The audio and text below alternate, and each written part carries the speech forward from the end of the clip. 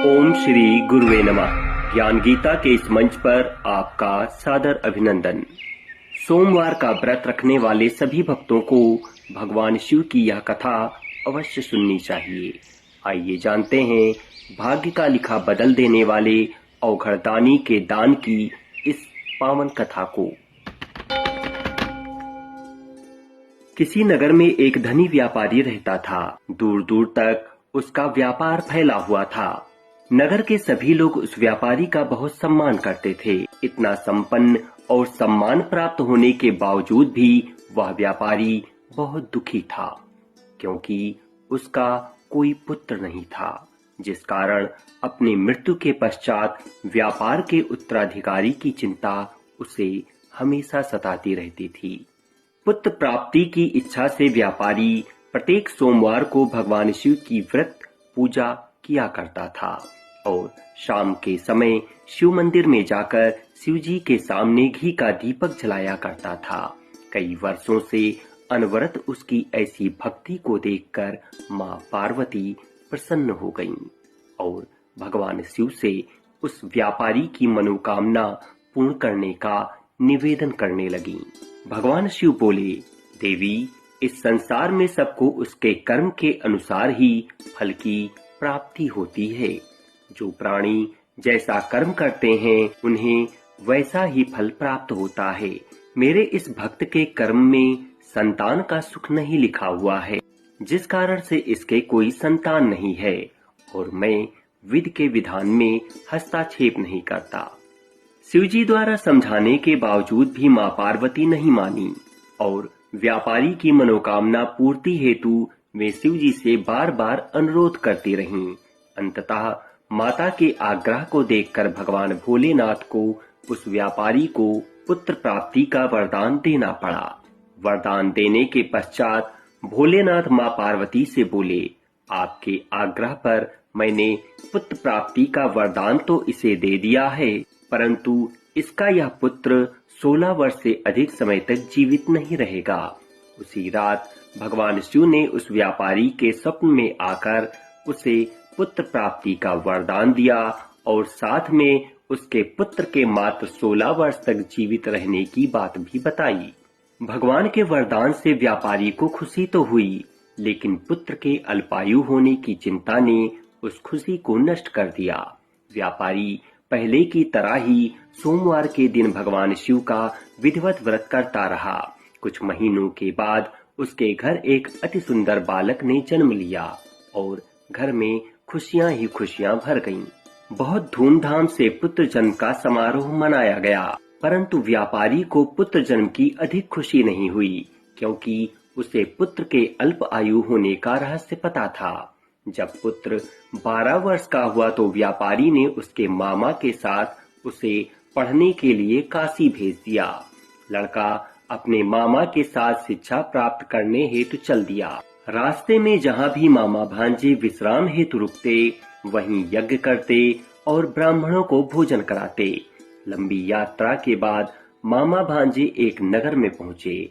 उस दिन नगर के राजा की कन्या का विवाह था, जिस कारण से पूरे नगर को सजाया गया था। निश्चित समय पर बारात आ गई, लेकिन वरपक्ष का पिता अपने बेटे के एक आंख से काने होने के कारण बहुत चिंतित था। उसे भय था कि इस बात का पता चलने पर कहीं राजा विवाह से इनकार न कर दे, इससे उसकी बहुत ही बदनामी होगी। जब वर के पिता ने व्यापारी के पुत्र को देखा तो उसके मस्तिष्क में एक विचार आया। उसने सोचा, क्यों ना इस लड़के को दूल्हा बनाकर राजकुमारी से विवाह करा दूं। विवाह के बाद इसको धन देकर विदा कर दूंगा और राजकुमारी को अपने नगर ले जाऊंगा। वर के पिता ने लड़के के मामा से इस संबंध में बात की। मामा ने धन मिलने के लालच में वर के पिता की बात को स्वीकार कर लिया। लड़के को दूल्हे का वस्त्र पहनाकर राजकुमारी से विवाह करा दिया गया। राजा बहुत सारे धन के साथ राजकुमारी को विदा किया।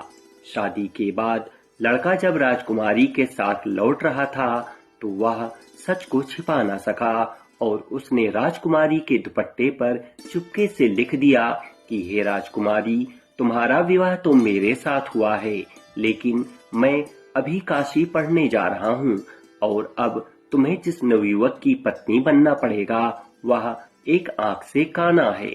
जब राजकुमारी ने अपने दुपट्टे पर लिखी ये बात पढ़ी तो उसने काने लड़के के साथ जाने से इनकार कर दिया। राजा को जब ये बात पता लगी तो उसने राजकुमारी को महल में ही रख लिया। उधर लड़का अपने मामा के साथ काशी पहुंच गया और गुरुकुल में पढ़ना शुरू कर दिया। जब उसकी आयु 16 वर्ष की हुई तो उसने यज्ञ किया। यज्ञ की समाप्ति पर ब्राह्मणों को भोजन कराया और खूब अन्न वस्त्र का दान किया। रात को वह अपने शयन कक्ष में सो गया। शिव के वरदान के अनुसार शयनावस्था में ही उसके प्राण पखेरु उड़ गए। सूर्योदय पर मामा मृत भांजे को देखकर रोने पीटने लगा। आसपास के लोग भी एकत्र होकर दुख प्रकट करने लगे। लड़के के मामा के रोने विलाप करने के स्वर समीप से गुजरते हुए भगवान शिव और माता पार्वती ने भी सुने। माता पार्वती ने भगवान से कहा, प्राणनाथ, मुझे इसके रोने के स्वर सहन नहीं हो रहे। आप इस व्यक्ति के कष्ट को अवश्य दूर करें। भगवान शिव ने माता पार्वती के साथ अदृश्य रूप में समीप जाकर देखा तो भोलेनाथ माता पार्वती से बोले, यह तो उसी व्यापारी का पुत्र है जिसे मैंने 16 वर्ष की आयु का वरदान दिया था। इसकी आयु आज पूरी हो गई है, जिस कारण अब इसकी मृत्यु हो गई है। माँ पार्वती ने फिर भगवान शिव से निवेदन कर उस बालक को जीवन दान देने का आग्रह किया। माता पार्वती ने कहा, हे प्रभु, इसके पिता आपके अनन्य भक्त हैं और इसके मामा के इस तरह का विलाप मुझे बहुत व्यथित कर रहा है। हे नाथ, आप इस पर कृपा करें। माता पार्वती के इस तरह आग्रह करने पर भगवान शिव ने उस लड़के को जीवित होने का वरदान दिया और कुछ ही पल में वह जीवित होकर उठ बैठा। शिक्षा समाप्त करके लड़का मामा के साथ अपने नगर की ओर चल दिया। दोनों चलते हुए उसी नगर में पहुँचे जहाँ उसका विवाह हुआ था। उस नगर में पहुंचकर उन दोनों ने यज्ञ का आयोजन किया। समीप से गुजरते हुए नगर के राजा ने यज्ञ का आयोजन देखा और उन्होंने तुरंत ही उस लड़के और उसके मामा को पहचान लिया। यज्ञ के समाप्त होने पर राजा मामा और लड़के को महल ले आए और कुछ दिन उन्हें महल में रखकर बहुत सा धन, वस्त्र आदि देकर राजकुमारी के साथ विदा कर दिया। इधर भूखे प्यासे रहकर व्यापारी और उसकी पत्नी बेटे की प्रतीक्षा कर रहे थे। उन्होंने प्रतिज्ञा कर रखी थी कि यदि उन्हें अपने बेटे की मृत्यु का समाचार मिला तो दोनों ही अपने प्राण त्याग देंगे। परंतु जैसे ही उसने अपने बेटे के जीवित वापस लौटने का समाचार सुना तो वह बहुत प्रसन्न हुआ। वह अपनी पत्नी और मित्रों के साथ नगर के द्वार पर पहुंचा। अपने बेटे के विवाह का समाचार सुनकर पुत्रवधू राजकुमारी को देखकर उसकी खुशी का ठिकाना न रहा। उसी रात भगवान शिव ने व्यापारी के स्वप्न में आकर कहा, हे श्रेष्ठी, मैंने तेरे सोमवार व्रत करने और व्रत कथा सुनने से प्रसन्न होकर तेरे पुत्र को लंबी आयु प्रदान कर दी है। पुत्र की लंबी आयु जानकर व्यापारी बहुत प्रसन्न हुआ।